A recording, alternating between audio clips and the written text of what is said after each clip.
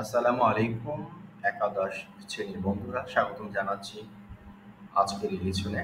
আমরা এই আজকের যে লেসনটি আলোচনা করবো সেই লেসনটি অলরেডি ইউটিউবের মধ্যে দেওয়া হয়েছে, সেটি দেখে এসে আজকের এই প্রশ্ন সলভের অংশটি চর্চা করলে খুবই ভালো হয়। তো আমি পূর্বের লেসনটিকে কানেক্ট করে দিব, তো সেটি দেখে এসে এই লেসনটি সলভ করতে গেলে খুবই ভালো উপকার পাওয়া যাবে। সুতরাং আমরা আজকে শুরু করতে যাচ্ছি লেসন। তো প্রথমেই আসি আজকে প্রথম এমসিকিউ, যে পটেনশিয়াল মিনস কি। তো পটেনশিয়ালস মানে হচ্ছে সম্ভাবনা, খুব বেশি সম্ভাবনা থাকে এরকম শব্দগুলো। তো সেটি ক্ষেত্রে চারটি আমরা এমসিকিউ দিয়েছি: পসিবিলিটি, নেগেটিভিটি, রিয়ালিটি, ক্লারিটি। তো একজন ছাত্র আসলে চারটি শব্দকে জানার জানতে হবে এবং জানার ফলে সে কিন্তু আসলে সঠিক অর্থটি খুঁজে নিতে পারবে। এক্ষেত্রে তার ওয়ার্ড শেখা হচ্ছে, সে সঙ্গে সে এমসিকিউটি খুঁজে পাচ্ছে। তো পটেনশিয়াল মানে সম্ভাবনা, তো পসিবিলিটি মানে সম্ভাবনা, নেগেটিভিটি মানে হচ্ছে নেতিবাচকতা, ক্লারিটি মানে সুস্পষ্টতা, রিয়ালিটি মানে বাস্তবতা। তাহলে আজকের 1 নম্বর যে এমসিকিউটি রয়েছে সেটি সঠিক উত্তর হয় পসিবিলিটি। তো 2য় নম্বর এমসিকিউতে আসি আমরা, রিভলিউশনাইজ মানে বিপ্লব করা। তো রিভিলিয়ন মানে বিপ্লব, কিন্তু এটা তো নাও। প্রথম শব্দটি রয়েছে ভার্ব। ট্রান্সফিগার রূপান্তর করা কোনো কিছুতে, এটা বিপ্লবের মাধ্যমে রূপান্তর করা বোঝায়। ফাইটিং, এরপর হচ্ছে প্রসেশন মানে হচ্ছে মিছিল, যুদ্ধ। তাহলে আমাদের আজকের 2 নম্বর এমসিকিউর জন্য ট্রান্সফিগার রূপান্তর করা, অনেকখানি বিপ্লব করা, তো রিভলিউশনাইজের সিনোনাইম হয়ে যায়।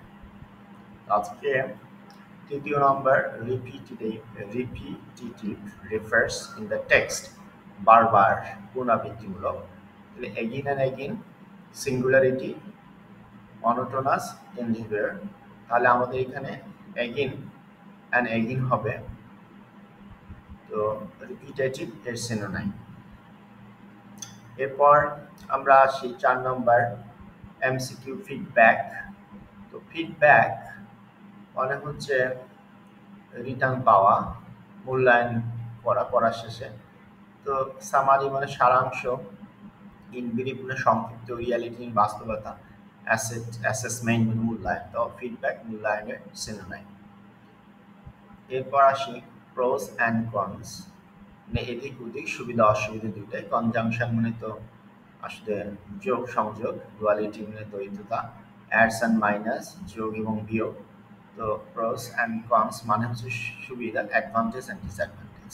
তাহলে উত্তরটি advantage and disadvantage. Data meanings কি? তথ্য, তো ইনফরমেশনস, ডেটাস অ্যান্ড ডেটা।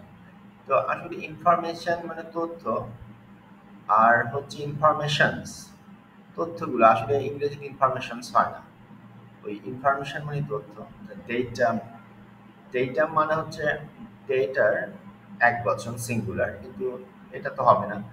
ডেটার এটা এক বচন না দ্বিবচন, তাহলে 2 নম্বর হচ্ছে না। ডেটাস তো ইংরেজিতে ডেটা শব্দ হয় না, তাহলে আমাকে দিতে হচ্ছে ইনফরমেশন। সঠিক উত্তর ইনফরমেশন। 7 নম্বর রিডান্ডেন্ট মানে হচ্ছে অতিরিক্ত। তো কম্প্রেশনস, কনস্ট্রেইনট।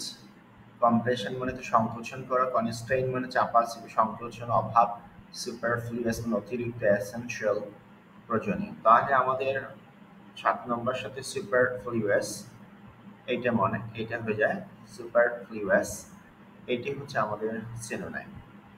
এরপরে আসি আমরা আইডেন্টিফাই ডাজন্ট ম্যাচ উইথ, কোনটার সাথে ম্যাচ করে না। তার মানে তিনটা একই শব্দ, একটা একসঙ্গে নাই। ডিটারমাইনটাও ম্যাচ করে, মার্ক মানে চিহ্নিত করে, ডিটারমাইন নির্ধারণ করে, চিহ্নিত, অ্যানালাইজ মানে হচ্ছে বিশ্লেষণ করা, আর রিকগনাইজ মানে চিহ্নিত করা। তাহলে অ্যানালাইজটা হচ্ছে না, তাহলে কি হবে? 8 নম্বর যেটা বিপরীত শব্দ, তাহলে অ্যানালাইজ। সেই 9 নম্বর আসলো আবার one on one, mean in the text মানে একজন ভিত্তিক। তো মিন ডিপেন্ডেন্ট মানুষ নির্ভর, ম্যান সেন্টার, মানুষ কেন্দ্রিক। সেক্লুডেড মানে হচ্ছে নিঃসঙ্গতা। তাহলে ইন্ডিভিজুয়াল মানে ব্যক্তি কেন্দ্রিক, যে ব্যক্তি একজন ব্যক্তি ভিত্তিক পরামর্শ প্রদান, তাহলে ওয়ান অন ওয়ান। তাহলে এটি সঠিক। এরপরে আসবো আমরা 10 নম্বর, ইমপ্লিমেন্টিং মানে বাস্তবায়নযোগ্য, কমান্ডিং মানে আদেশ, এক্সিকিউটিং মানে বাস্তবায়ন করা, অ্যাডভাইজিং মানে হচ্ছে পরামর্শ প্রদান, কনস্ট্রাক্টিং মানে হচ্ছে নির্মাণ করা। তাহলে এক্সিকিউটিং অর্ডার, তাহলে এক্সিকিউটিং এটি এটি সঠিক। এরপরে আমরা আসবো কনস্ট্রাকটিভ। তো কনস্ট্রাকটিভ শব্দের অর্থ গঠনমূলক, এর মানে ডুইং, কন্ট্রিবিউশন, ইফেক্টিভ, সাবস্ক্রিপশন। তাহলে কনস্ট্রাকটিভ গঠনমূলক যদি হয়, তাহলে আমরা এখানে লিখতে পারি কি, ইফেক্টিভটা অনেকটা কাছাকাছি, তাহলে আমরা ইফেক্টিভ লিখব। কনস্ট্রাকটিভ এই চারটা শব্দের মধ্যে মোটামুটি ইফেক্টিভ শব্দটা কাছাকাছি। তো বন্ধুরা, আমরা এরপরে আসবো 12 নম্বর। আমরা এরপর আসবো 12 নম্বর, প্রাইভেসি। প্রাইভেসি মানে হচ্ছে গোপনীয়তা, অফেন উন্মুক্ত, ফ্রি মানে স্বাধীনতা, কনসিলমেন্ট মানে গোপন, আনপ্লাগ মানে হচ্ছে অবারিত, অবাধ। তাহলে আমরা কনসিলমেন্ট শব্দটা এর সঙ্গে মিলে যায়, তো ডি নাম্বারটা সঠিক উত্তর। এরপর টেইলর্ড মানে সমন্বিত, কাস্টমাইজ সমন্বিত, সিঙ্গেল মানে একক, সেপারেটেড মানে বিচ্ছিন্ন, ইজি মানে সহজ, তাহলে কাস্টমাইজ প্যাকেজ।